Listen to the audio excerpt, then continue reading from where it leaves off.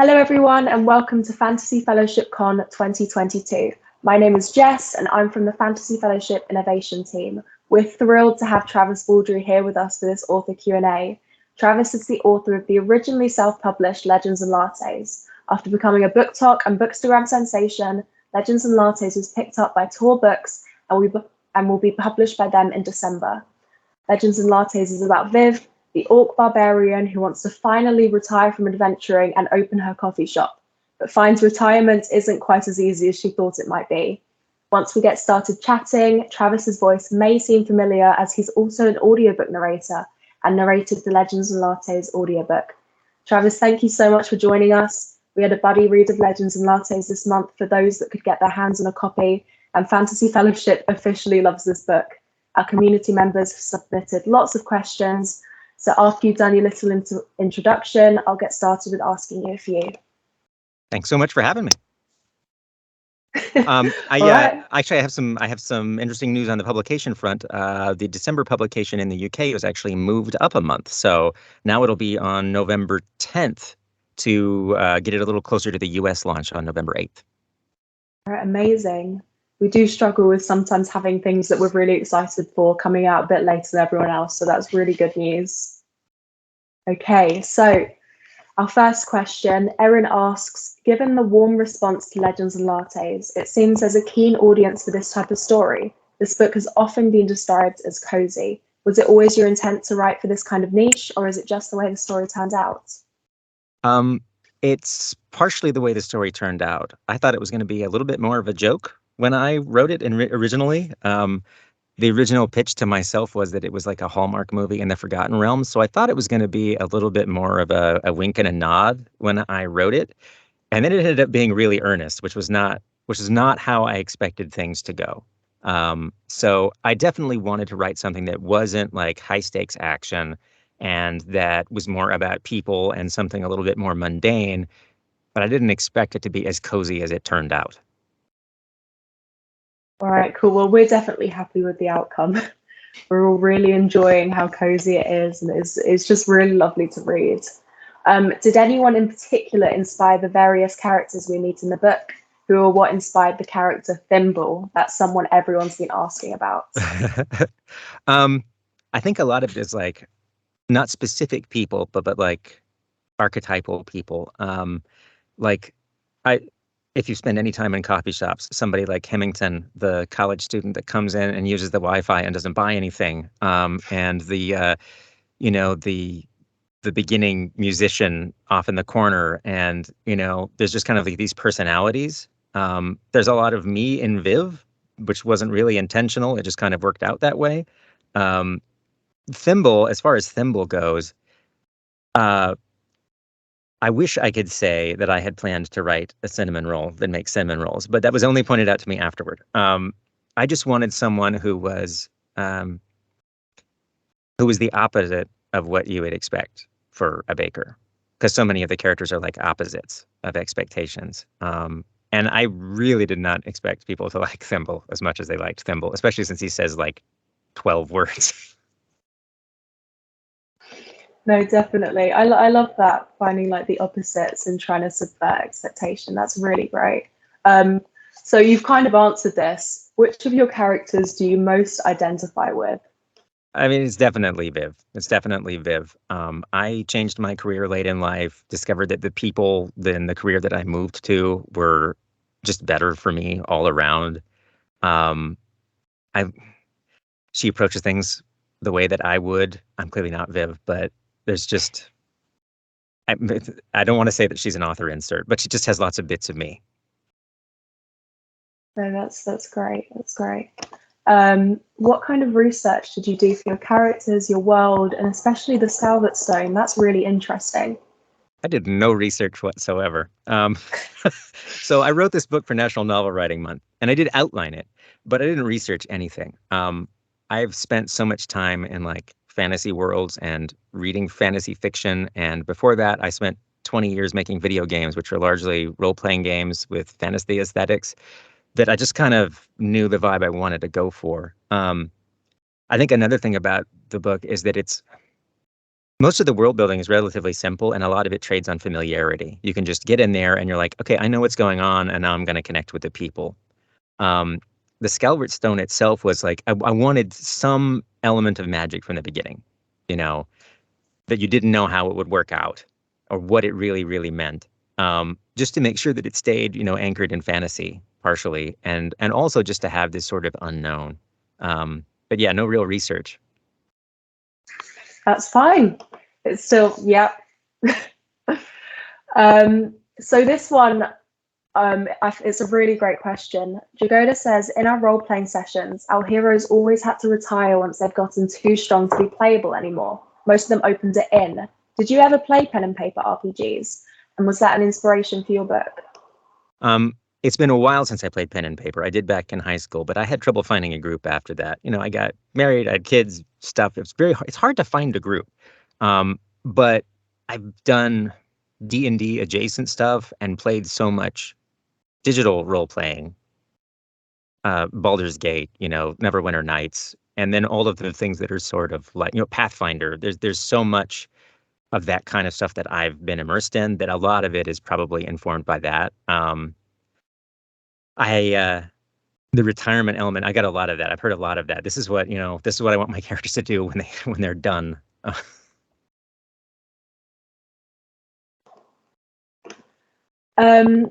So loads of food questions. Everyone wanted to know, how do you like your coffee? Do you like hot or iced coffee? And as it did all of us, did writing Legends and Lattes ever have you craving cake and coffee? I mean, I crave coffee almost constantly. I love coffee. Hot coffee, always. It doesn't matter how hot it is. Hot coffee is the way to go. My favorite coffee is a mezzo mezzo, which is it's basically, it's a shot of espresso, an Americano, a little bit of brown sugar that's like melted in the bottom, and then a little bit of steamed milk. So it's kind of like a combination of like, a leaner latte. Anyway, I really love that. It's really good. It's just got just a little hint of sweetness. Um, so definitely craved coffee and baked goods all the time. I'm probably craving baked goods right now. I know I am. So all of we, don't worry. And that sounds amazing. I've never heard of that before, but that sounds really good.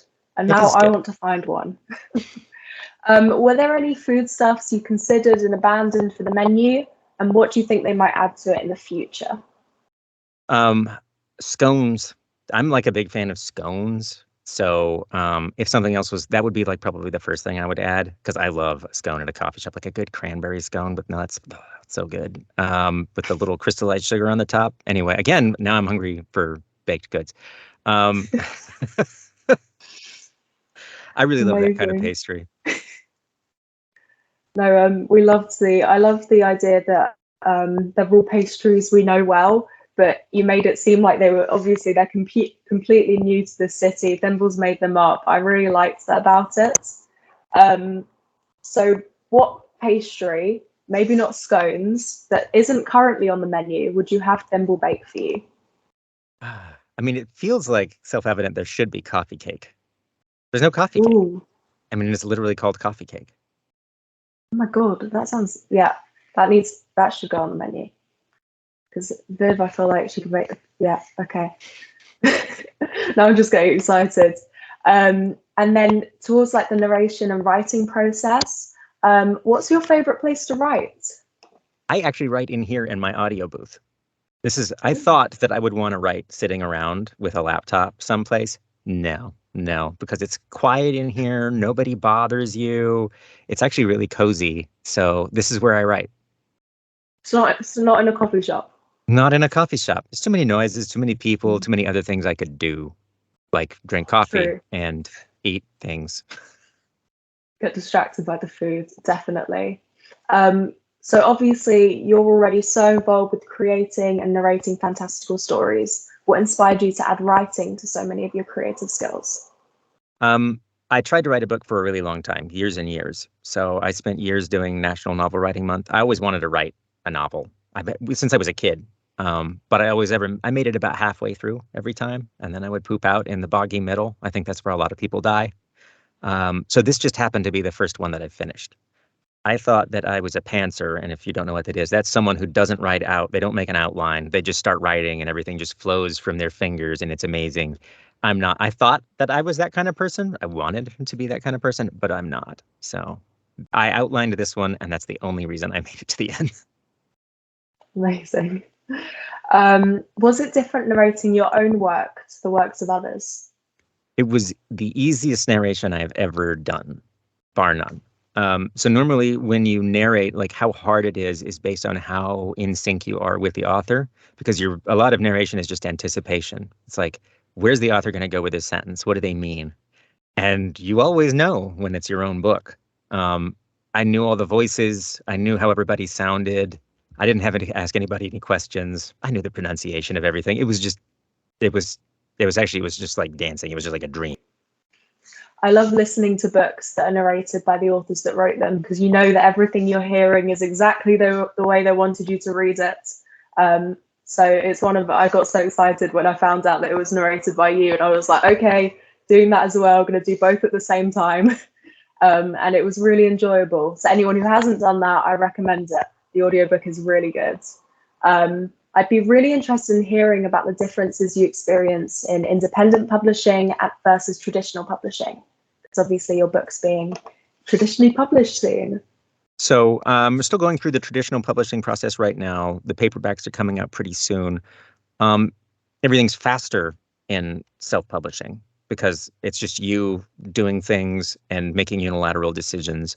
I had a good time doing it. I wanted to go through the whole process because obviously I'm normally a narrator. I normally don't do this, but I work with lots of authors who do, and I wanted to know what they went through. So there's a lot of information that you kind of have to pull together the first time because you don't know everything. You need to figure out how to work with an editor. You need to figure out how to work within Amazon's ecosystem. You need to learn about if you want to ship paperbacks to stores, you need to learn about how that process works. Everything from buying your ISBN numbers to ebook formatting. So there's lots of things to learn. If you like learning things, that's really cool. It's different on the traditional publishing side because, of course, there are people to take care of those things. But everything takes a little longer. There's more people involved. My experience has been that all the people I've worked with in traditional publishing have been awesome. They've been really kind people that I really like.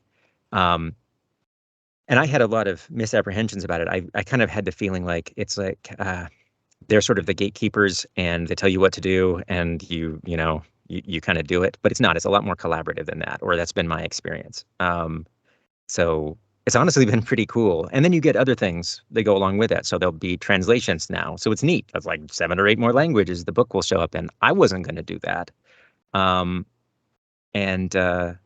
Yeah, so both have been good for totally different reasons. And I'm glad I'm doing both. It is awesome to become so popular, like worldwide. Like it's amazing that obviously you're from the US.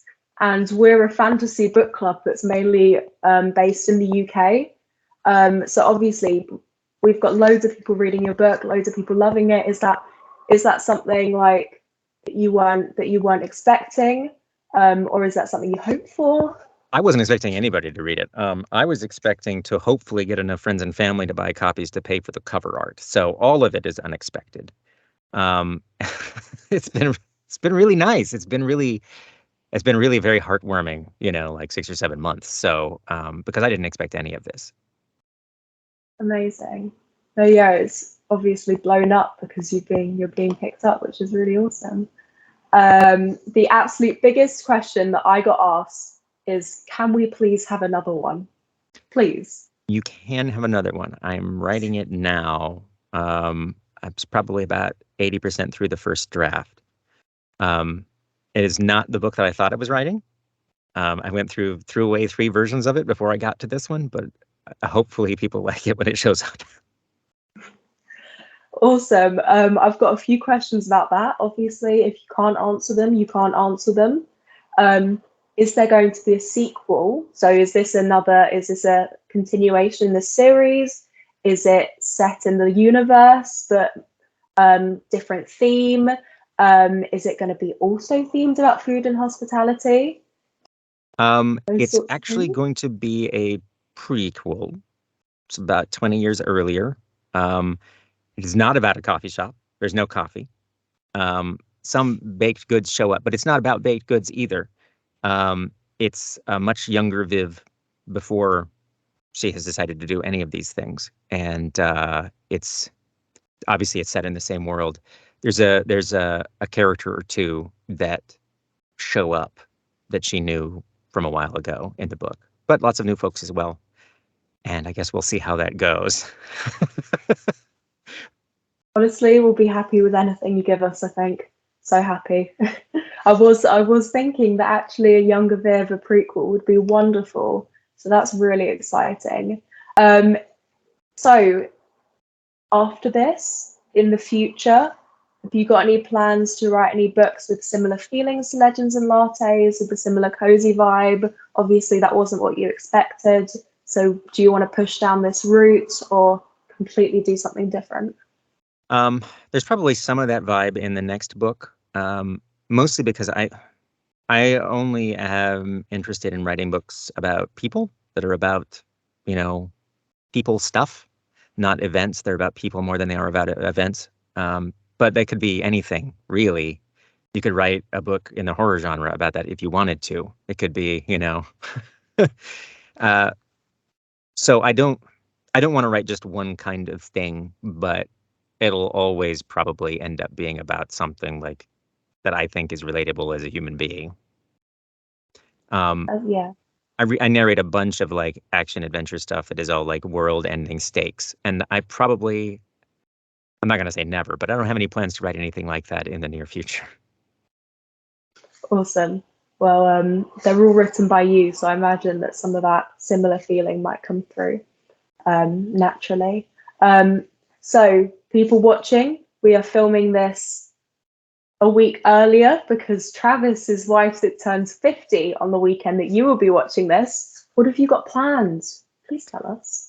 We're going to a place called the Cameo Heights Mansion in Walla Walla. We're going to stay there for a couple of days. It's going to be really nice. They're going to bring food to us. You get like couples massage, and we're basically just going to not do anything, and we're going to leave our children here with my parents. It's going to be Sounds fabulous. wonderful. That sounds amazing. Can I come? I'll ask. I'll ask. So we're coming to the end. Travis, is there anything I have absolutely failed to ask you that I should have asked you? Gosh, I don't know. Not that I can think of. I'll think of it afterward. Hey. You're going to come back and be like, we have more questions for you. Here, look at this text exchange. No, that's great. All right. Thank you so much for joining us. Thank you, everyone, for coming. Thanks so much to Travis for giving up his time to answer our questions. Thank you all for joining us for this interview, which is one of our Fantasy Fellowship Con events. We have other interviews and workshops on the schedule, which you can see at our website, www.fantasy-fellowship.co.uk/con 2022. Remember to follow us on Instagram, where we are fantasy_fellowship, and Twitter, where we are fan fellowship. If you found the convention Discord for this event enjoyable, we also have a community Discord where you can chat all things bookish and be kept up to date with what's next. Thanks everyone for coming. Bye.